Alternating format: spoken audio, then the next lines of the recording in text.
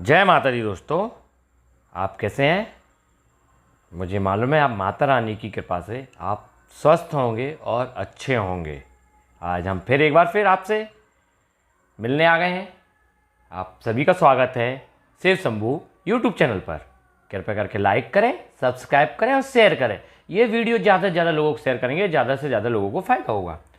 हम प्रदीप मिश्रा जी का ये उपाय पंचमी का लेकर आए हैं। माता रानी का पंचमी बहुत बड़ा दिन होता है। पंचमी का दिन ये उपाय करने से पहले हम 5 बार ओम नमः शिवाय का जाप कर लेते हैं। ओम नमः शिवाय, ओम नमः शिवाय, ओम नमः शिवाय, ओम नमः शिवाय, ओम नमः शिवाय। श्री शिवाय नमस्तुभ्यम। भैया देखो, माता रानी अब कृपा करने वाली है। पंचमी आ गई है। पंचमी बहुत बड़ा दिन होता है। पंचमी, माता रानी का पंचमी का दिन है ना। तो नवरात्र के 5वें दिन दुर्गा जी के 5वें स्वरूप माँ स्कंद माता की पूजा और अर्चना की जाती है।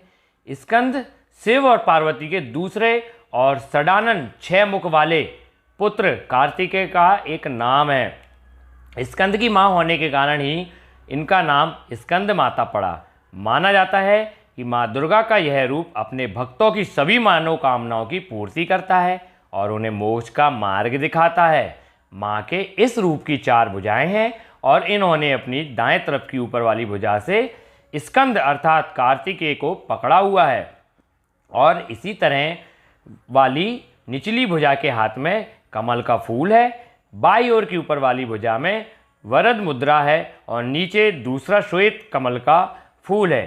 सिंह इनका वाहन है क्योंकि यह शूरमंडल की अधिशास्त्री देवी है। इसलिए इनके चारों ओर शूर सदृश अलौकिक तेज में मंडल सा दिखाई देता है। सर्वदा कमल के आसन पर स्थित रहने के कारण इन्हें पद्मासना भी कहा जाता है। तो ये देवी स्कंद माता थी। स्कंद माता के बारे में थोड़ी जानकारी थी।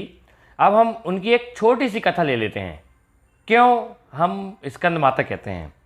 पौराणिक कथाओं के अनुसार असुर तारकासुर कठोर तपस्या कर रहा था। तारकासुर की तपस्या से भगवान ब्रह्मा प्रसन्न हो गए थे।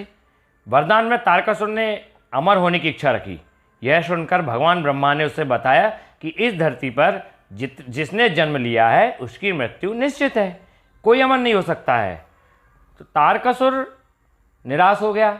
इसके बाद उसने यह वरदान मांगा कि भगवान शिव का पुत्र ही मेरा वध कर सके। तारकासुर ने सोचा कि भगवान शिव कभी विवाह नहीं करेंगे और ना ही उनका कभी पुत्र होगा, तो मैं मरूंगा भी नहीं। तो तारकासुर यह वरदान प्राप्त करने के बाद लोगों पर अत्याचार करने लगा। तंग आकर सभी देवी देवता भगवान शिव के पास मदद मांगने के लिए गए। तारकासुर का वध करने के लिए भगवान शिव ने माता पार्वती से विवाह किया। विवाह करने के बाद शिव पार्वती का पुत्र कार्तिकेय हुआ। जब कार्तिकेय बड़ा हुआ तब उसने तारकासुर का वध कर दिया। स्कंद माता को कार्तिकेय की माँ भी कहा गया है। ये एक छोटी सी कथा थी और एक बहुत सही है। प्रदीप मिश्रा जी ने शिव महापुराण में इस कथा के बारे में कहा है। आपने कभी सुना होगा उनकी कथा में। ये भगवान भोलेनाथ का जब वर्णन होता है तब ये बात कही है स्कंद माता के बारे में। तो अब हम देखते हैं पूजा, माँ स्कंद माता की पूजा विधि के बारे में थोड़ी सी। सांसारिक जीवों में नव चेतना का बीज होने वाली देवी कहलाती है माँ स्कंद माता। नवरात्रि के 5वें दिन स्नान के बाद पीले वस्त्र पहने, फिर देवी को पीला चंदन, पीली चुनरी, पीली चुनिया, पीले फूल अर्पित करें। पूजा में ओम स्कंद मात्रे नमः का जाप करते रहें। माँ स्कंद माता को केले का भोग अति प्रिय है। खीर में केसर डालकर भी नैवेद्य लगाया जा सकता है। माँ स्कंद माता के मंत्रों का जाप करें और आरती के बाद 5 कन्याओं को केले का प्रसाद बांटें। मान्यता है इससे देवी स्कंद माता बहुत प्रसन्न होती है और संतान पर आने वाले सभी संकटों का नाश करती है। संतान हर कठिनाइयों को आसानी से पार करने में सक्षम बनता है। माँ स्कंद माता का प्रिय रंग कौन सा है? पीला। और प्रिय भोग कौन सा है? केला। ये याद रखें आप। अब हम माता स्कंद माता का मंत्र पढ़ लेते हैं। मंत्र के बारे में जान लेते हैं। ह्रीं क्लीं स्वयमिने नमः। या देवी सर्वभूतेषु माँ स्कंद माता रूपेण संस्थिता नमस्तस्यै नमस्तस्यै नमस्तस्ते नमो नमः। सिंहासना गता नित्यम पदा श्री तकर दया शुभदास्तु सदा देवी स्कंद माता यशस्विनी। ये माता रानी का, स्कंद माता का 3 उपाय थे, है ना। अब हम देखते हैं जिसका हमें इंतजार था, उपाय, बहुत चमत्कारी उपाय, माँ स्कंद माता का उपाय है। प्रदीप मिश्रा जी ने बार बार ये शिव महापुराण में बताया है ये उपाय के बारे में। ये उपाय जिसको संतान नहीं हो रही है, जिन्हें संतान का सुख अभी तक नहीं मिला है, वो जरूर करें ये उपाय, और उन्हीं को करना है ये उपाय। संतान प्राप्ति की कामना के लिए एक चुनरी में नारियल बांध लें। क्या करना है?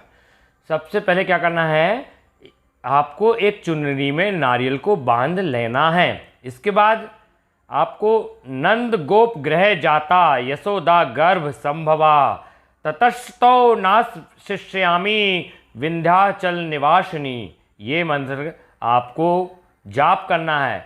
और ये मंत्र को बोलते हुए आपको क्या करना है, देवी को नारियल और चुनरी को देवी स्कंद माता का ध्यान करते हुए माता के चरणों में चढ़ाएं।